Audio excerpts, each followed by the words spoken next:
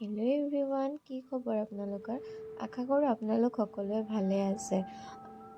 আজি মই আপোনালোকক এমব্ৰইডাৰী হব বনাবৰ কাৰণে কি প্ৰয়োজন হয় আৰু মই কেনেকৈ আৰম্ভ কৰোঁ এই সকলোবোৰ দেখুৱাম বুলি ভাবিছোঁ। বহুতে মোক সুধি থাকে যে এমব্ৰইডাৰী হব বনোৱাৰ কাৰণে মই কি কাপোৰ ব্যৱহাৰ কৰোঁ আৰু কি ব্যৱহাৰ কৰোঁ, কি কালাৰ ব্যৱহাৰ কৰোঁ, সেইবোৰ গোটেইবোৰ মই আজি আপোনালোকক জনাম। মই প্ৰথমতে 10 ইঞ্চৰ ফ্ৰেম লৈছোঁ। তাৰপিছত মই বগা কটনৰ কাপোৰ লৈ লৈছোঁ। একচুৱেলি মই কাপোৰটোৰ নাম নাজানো, কিন্তু কাপোৰৰ মেটেৰিয়েলটো ভাল আছিল। মই মিটাৰ 90 টকাকৈ তেনেকৈ আনিছিলোঁ। তাৰপিছত মই কাপোৰটো ফ্ৰেমত ভালদৰে ফিটিং কৰি লৈছোঁ। ফিটিং কৰি টাইট কৰি লৈ ছাইডৰ যিখিনি অলাগতিয়াল আছিলে সেইখিনি মই ৰাউণ্ডকৈ এটা হিচাপত কাটি লৈছোঁ। হেণ্ড এমব্ৰইডাৰী বনাবৰ কাৰণে বেলেগ কাপোৰো পায়। এনেকৈ কটনৰ কাপোৰ অলপ ভাল মেটেৰিয়েলৰ পায়, কিন্তু সেইটো হয়তো ইয়াতকৈ অকণমান দামটো বেছি হয়। সেইকাৰণে মই আজিলৈকে মই ফিটিং কৰি ছাইডৰ কাপোৰখিনি কাটি ল'লোঁ। তাৰপিছতে আপোনালোকে যদি বিচাৰে হয়তো এনেকৈ এমব্ৰইডাৰীটো কৰিব পাৰে, কিন্তু মই অলপ ওপৰত আৰু এটা কালাৰৰ কোট এটা লগাই ল'ম।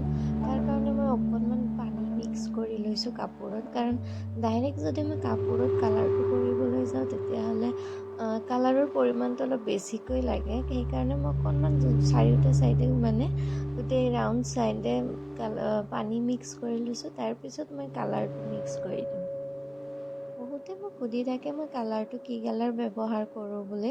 তো মই ফেব্ৰিকেটৰ বগা কালাৰটো ব্যৱহাৰ বেছিভাগ কালাৰ মই এক্ৰিলিকৰ কালাৰটোৱে ব্যৱহাৰ কৰোঁ। সেইটো ব্যৱহাৰ কৰিয়ে ভাল লাগে। চ' মই বেলেগ কালাৰ তেনেকুৱা মই আজিলৈ ব্যৱহাৰ কৰি পোৱা নাই। যিকোনো কৰিলে এনেকৈ গোটেইখিনি মই ফ্ৰেমটোতো বগা কালাৰটো কৰি লৈছোঁ। কালাৰটো কৰা হোৱাৰ পিছত মই লগালগ এমব্ৰইডাৰীটো নকৰোঁ। অলপ টাইম মই শুকাব দিম। অলপ টাইম ভালেখিনি টাইম অলপ শুকাব দিব লাগিব। তাৰপিছত অকণমান লুজ হৈ যায় শুকাব দিয়াৰ পিছত। সেইকাৰণে মই আকৌ খুলি মেলি ফিটিং কৰিলে আৰু এবাৰ মই ওপৰত কালাৰ কৰিছোঁ। এইবাৰ মই স্কাই ব্লু তলৰ ছাইডেদি কৰিছোঁ। একচুৱেলি মোক দুটা ফটো কাষ্টমাৰে দিছিলে যে কেনেকৈ কৰিব পাৰি, তো মোক নিজে মিলাব আছে। তো মই ফটোৰ দুটা মিলাই তেনেকৈ এটা মোৰ নিজৰ ডিজাইনত কৰিছোঁ আৰু এটা বাকী ফটোটোৰ পৰা চাই ডিজাইনবোৰ মই বনাইছোঁ। তো এইখিনি কালাৰ কৰা হোৱাৰ পিছত মই কমপ্লিট শুকাব দিছোঁ।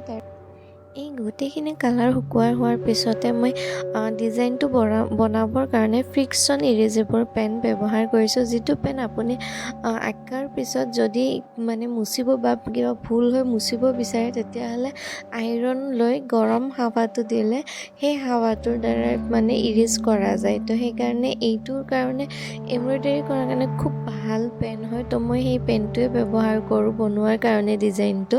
বাকীখিনি মই এনেকৈ ডিজাইনটো গোটেইখিনি মিলাই বনাই যাম। মই ফুলৰ ডিজাইনকেইটা বনাবৰ কাৰণে আৰ্ট প্ৰটেক্টৰ ব্যৱহাৰ কৰিছোঁ। বহুত ইজি হয় বনাবৰ কাৰণে। ইয়াতে 16টা বেলেগ বেলেগ শ্বেপৰ ৰাউণ্ড ডিজাইনটো আছে। তো যেনেকুৱা ফুলৰ চাইজটো লাগে সেই হিচাপত আপোনালোকে বনাব পাৰে। তো মই এইটোৱে ব্যৱহাৰ কৰোঁ। ফুলৰ ডিজাইনখিনি কমপ্লিট হোৱাৰ লগে লগে মই চাইডে পাতৰ ডিজাইনবোৰো দি যাম। মই ইমান ডিটেইলিঙত আঁকি নাযাওঁ। মেইন হ'ল মোৰ যিটো মেইন লাইন, সেই লাইনডাল আঁকি গৈছোঁ। বাকীখিনি মই যিখিনি ডিটেইলছত ওলাব লাগে সেয়া এমব্ৰইডাৰীৰ সহায়ত উলিয়াই দিম। ইয়াৰে উপৰিও যদি আপোনালোকে কিবা জানিব বিচাৰে তেতিয়াহ'লে মোক কণ্টেক্ট কৰিব। হোৱাটছআপ নম্বৰ আৰু ইনষ্টাগ্ৰামৰ ID দি থৈ দিছোঁ মই ডিছক্ৰিপশ্যন বক্সত। আপোনালোকে তাত গৈ মোক কণ্টেক্ট কৰিলে হ'ল, মোক মেছেজ দিলে হ'ল। মই যিখিনি জানো সেইখিনি মই আপোনালোককো ক'বলৈ চেষ্টা কৰিম। যেতিয়াই পাৰোঁ তেতিয়া মই যেনেকৈ নহওক মই আপোনালোকক জনাই দিম কি প্ৰয়োজন হয়, কেনেকৈ কৰিব লাগে। যদি আপোনালোকক হেল্প লাগে তেতিয়াহ'লে মোৰ লগত কণ্টেক্ট কৰিব।